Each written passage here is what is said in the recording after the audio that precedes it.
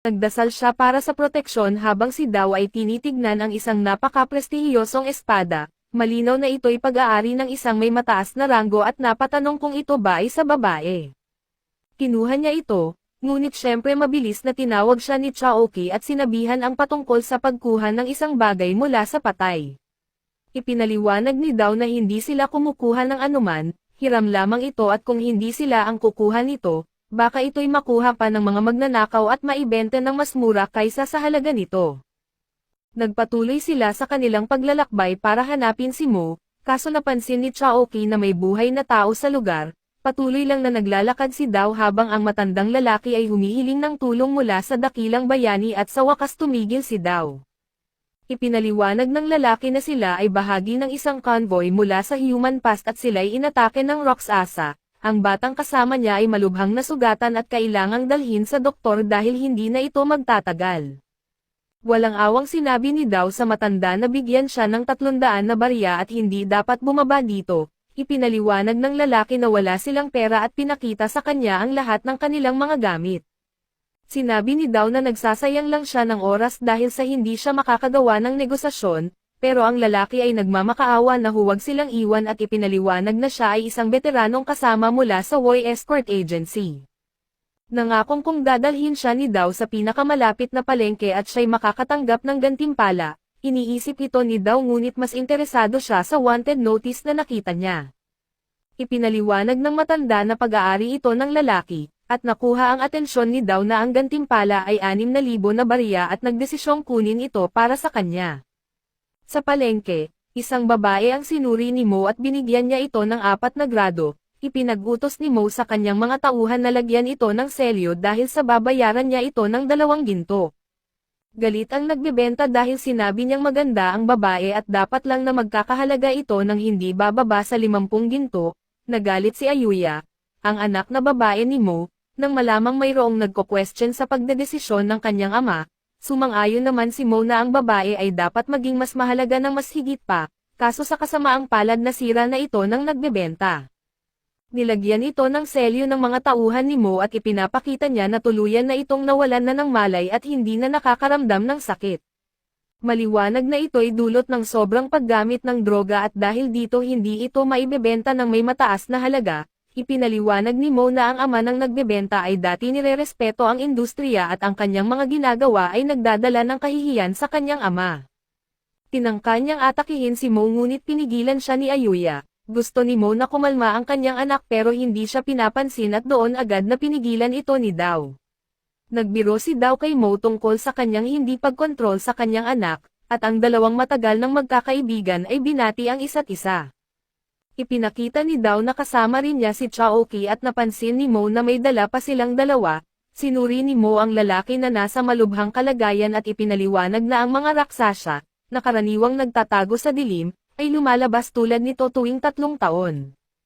Ngunit ngayong taon, mas maaga silang lumabas kaysa sa inaasahan. Nag-alala ang matanda sa kung ano ang ginagawa ni Mo, ngunit sinabi niya sa matanda na pati ang buhay niya ay niligtas ni Mo. Si Mo ay isa sa mga pinakamagaling na doktor sa buong kanlurang rehiyon at ang mga uod na kanyang ginagamit ay nag-aalis ng mga lason mula sa mga sugat. Maililigtas ang buhay ng lalaki sa loob ng 2 araw at dumating si Ayuya at doon ipinaalam ni Mo, na kaya niyang asikasuhin ang mga maliliit na bagay na ito. Sinabi ni Mo na gusto niya lang natulungan ang kanyang matagal na kaibigan at pinuna ito ni Ayuya na matapos ang matagal na panahon, bumalik si Dao kasama ang 2 estranghero. Ipinaliwanag niya na nagdadala lamang ito ng problema para sa kanyang ama, ngunit sinabi ni Dao na nagdala rin siya ng negosyo at dinaya siya ni Chaoki. Ipinaliwanag ng matandang lalaki na ang wanted notice lang ang dahilan kung bakit nagkaganito ang lalaki, at kung hindi dahil dito, hindi sana siya naghihirap ng ganito. Nagpatuloy siya sa pagbubunyag na ang taong nakalagay sa wanted notice ay ang lalaking pumatay sa ama ng lalaki. Ang kanilang amo ang nag-asikaso ng wanted notice mula sa gobyerno para ang bata mismo ang makapaghiganti. Nakakalungkot na hindi na makapaghiganti pa ang bata, pero ang mahalaga lamang kay Dao ay ang premyo na nakapatong sa ulo ng wanted. Tinanong niya na basta't ibigay niya ang ulo ng tao na iyon sa ahensya ng escort, makukuha niya agad ang 6,000 na barya, at sumagot naman ang matandang lalaki ng oo, ngunit ibinunyag niya na matagal nang tumakas ang wanted. Hindi na siya nakita ng mahigit 8 taon, pero ipinaliwanag ni Ayuya na kayang hanapin ng kanyang ama ang sinumang tao sa mundo. Makalipas ang ilang araw, ipinaliwanag ni Mo na ang lalaking kilala bilang Two-Headed Snake ay sikat dahil sa kanyang kakayahang gamitin ng sabay ang 2 espada. Balitang walang habas at walang awa itong pumapaslang, gagawin ang lahat para sa pera. 8 taon na ang nakalipas, may kaso ng pagpatay na kinasangkutan ng mataas na opisyal at kinailangang magtago at magpalit ng pagkakakilanlan ang mismong opisyal. Bagamat nagbago na ang kanyang itsura, may natirang napakatanging pattern ng ahas na hugis number 8 sa kanyang baywang. Kamakailan lamang, nakita ng isang impormante ni Mo ang tato na iyon sa isang tiyak na lugar, gusto malaman ni Daw kung saan iyon, ngunit pinigilan siya ni Mo dahil sa may gusto pa siya na sabihin sa kanya.